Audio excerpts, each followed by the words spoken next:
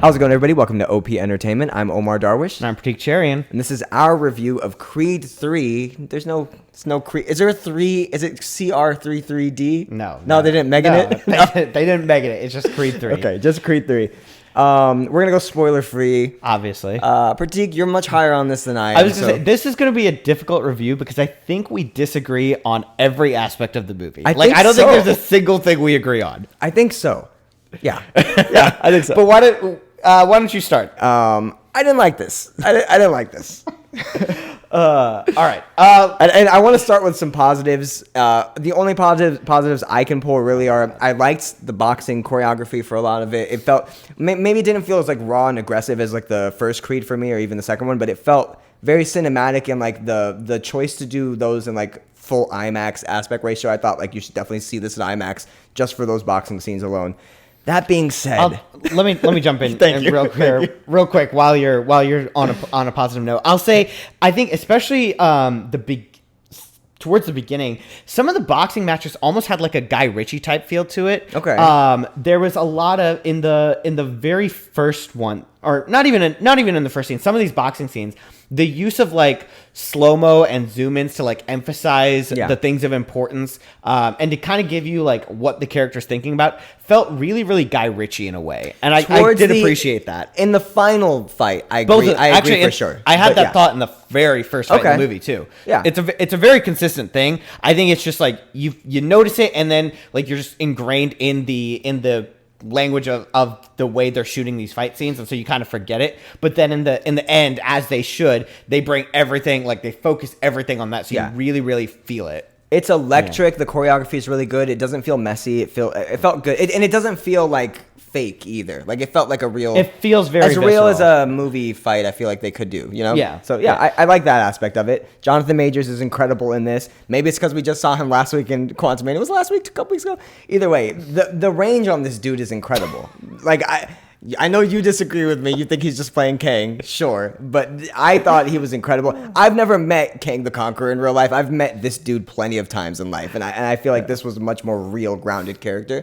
I'll say this to compliment Jonathan Majors, because I disagree with you on the range a little bit, but we're not hating. His performance was so great. Good. His performance was excellent in it. In a way, I almost thought that the way he plays this character, you really feel the tension, the animosity, the like anger that's bubbling beneath the surface, and the subtlety of it all, I think, is so good that sometimes the actual boxing scenes like feel less violent than like the subtext of all of the non-boxing scenes, for sure, because of the energy that Majors brings to the character, and I really appreciate that. And I think I know you disagree on this point, but I also think like so many of his interactions between him and Michael B. Jordan, again, not the boxing interactions, but just like when they're like face to face outside the ring, like again, the tension is just so palpable and the energy is crackling, and I just like those two like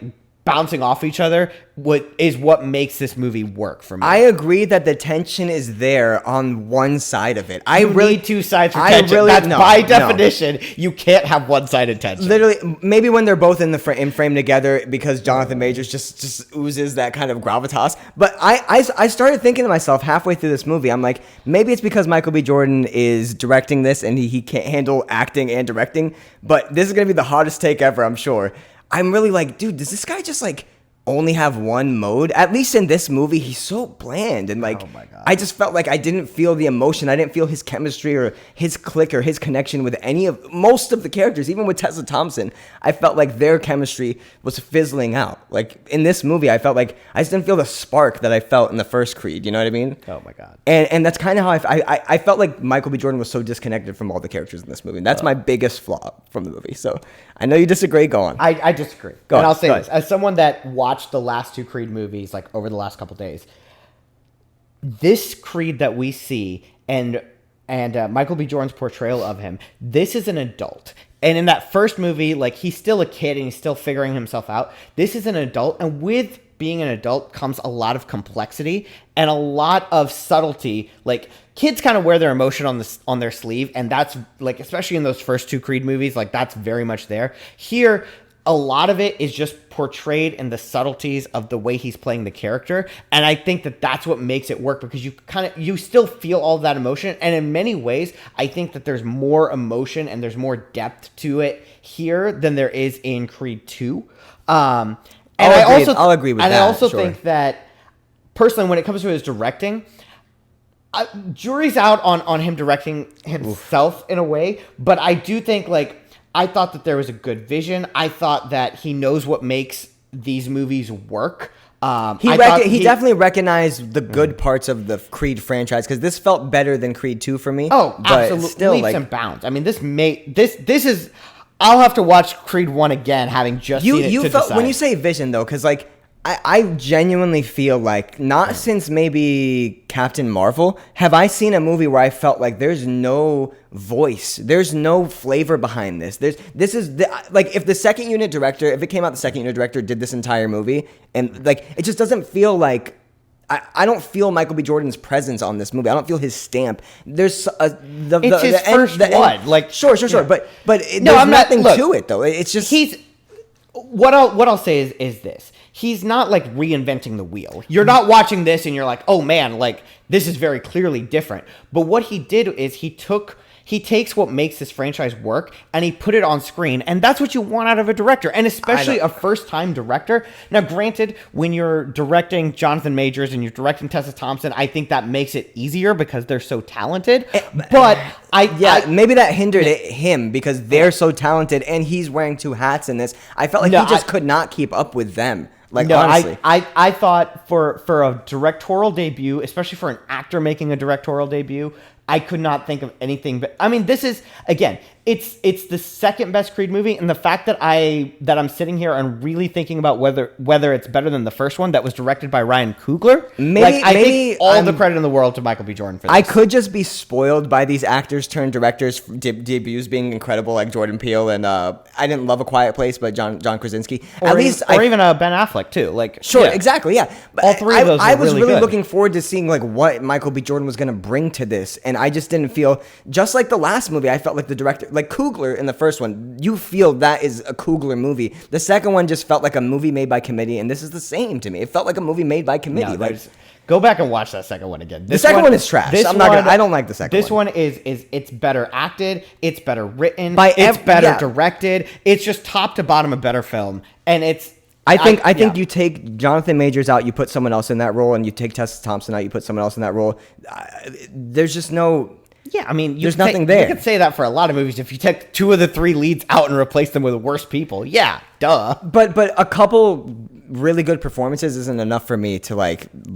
That's not enough for me to like genuinely love a movie. Like I don't know. I felt like the story was interesting, right? It was just told so sloppily. Like, no, it wasn't. I thought the use of flashbacks, and specifically when they showed what flashbacks, I thought that was excellent. But was it not super predictable? Did you not know exactly how everything was going to play out? Like, it didn't seem there was no twist and turn in this movie. There's no, like, it's just an M. Night Shyamalan. What do you want? Like, M. Night Shyamalan doesn't even do twists anymore. I mean, that was anyway. We're not reviewing that movie again. But no, listen.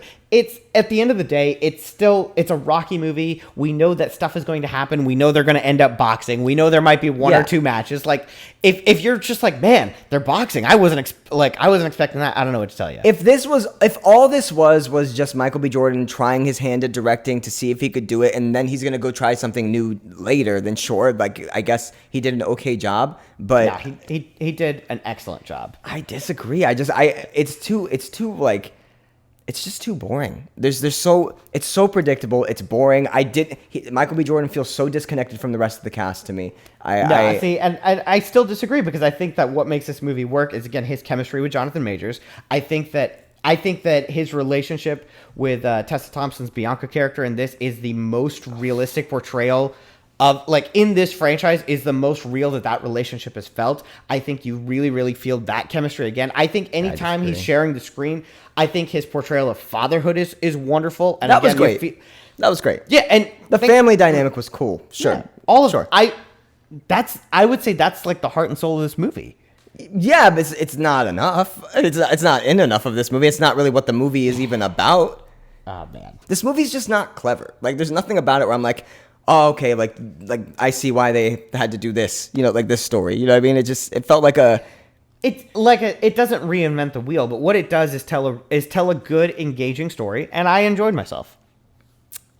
Yeah, I don't know. I thought there's a lot of emotion in these characters, and it was real emotion, and it made a lot of sense.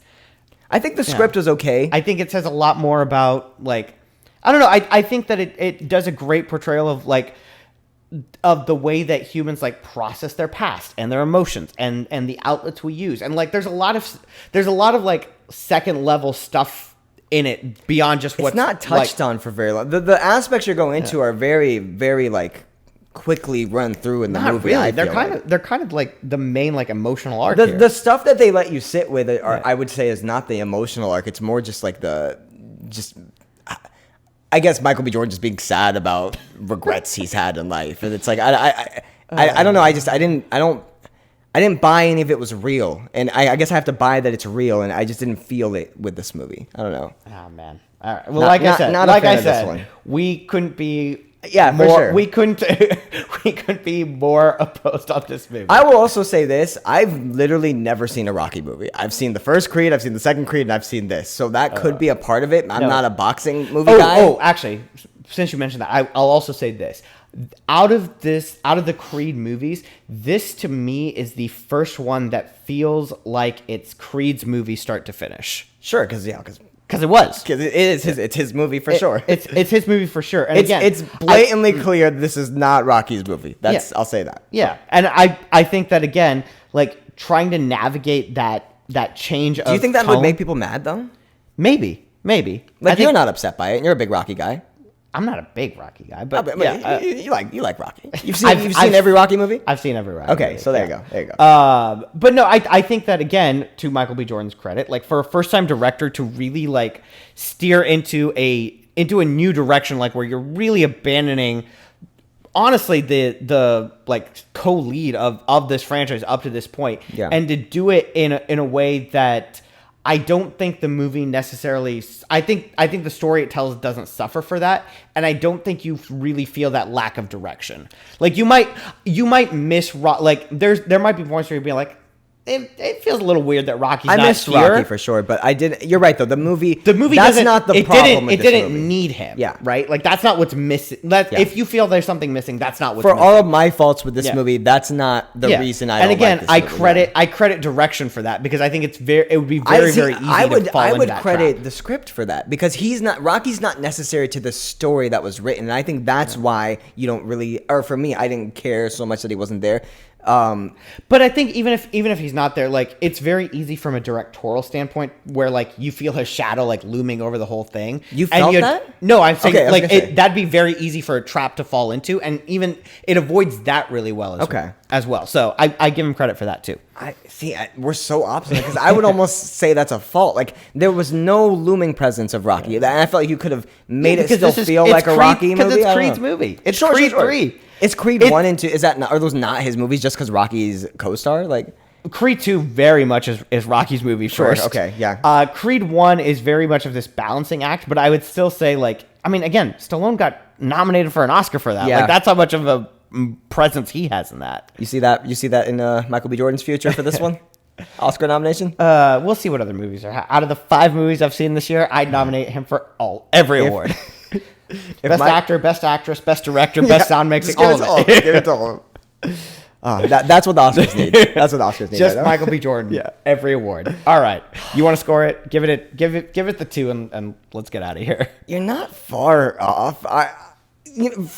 Jonathan Majors, some cool shots and some fun boxing is enough for me to give this like I'm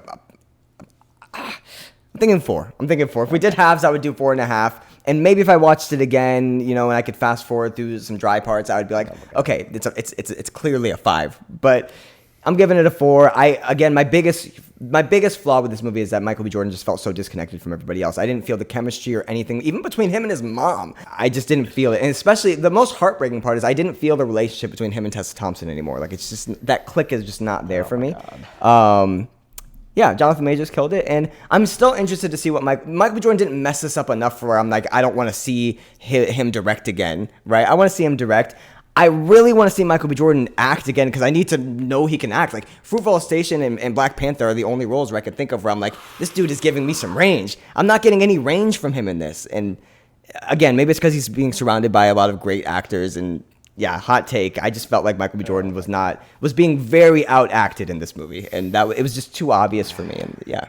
I can't post this on TikTok. We can't go from you giving Ant-Man a good review to this. A 10 to then being like Michael B. Jordan can't act. Jonathan Majors was twice as good in this as he was in Ant-Man. I'll say that. He was so good in this. He was way better in this. It's such a different character. It's the same person. So much more subtle. Oh my God. Yeah. It's the same. Go ahead and give it your 10. Let's get out of it. I honestly wanted to, but I'll give it a 9. I'm going to give it a 9. I really have a hard time coming up with flaws that aren't super nitpicky in this. I loved all the character dynamics. I loved the interaction. I loved the chemistry. The directing was great. I think my flaws are the sound mixing, not even sound mixing, like the scoring. The soundtrack. The soundtrack, the scoring could have been better. It wasn't as good as in the first two. And again, like I said, I thought the energy in the out of the ring stuff was so electric that the in ring sometimes felt like a more of a letdown or more of a calming period, which is not what you want from a boxing movie. But those gripes aside, I loved everything about this. I'm gonna buy it. I'm gonna rewatch it. It's gonna be amazing. Yeah, I need to rewatch it. I feel like I'm 2 weeks in a row now. I'm on the opposite end of like what the internet is probably saying about these movies, and I don't know. Maybe I'm disconnected now, but. Find your inner child or something. I don't know. I gotta go box. I gotta go hit something. Go hit a pillow or something. All right. Well, that's it from us. We'll see you guys tomorrow. We'll be dropping a review of Mandalorian. Let's go. Episode 1. And we'll be doing those reviews going forward, and we might have some other stuff too. I don't know. Maybe. We'll see. All right. We'll see you guys. See you guys.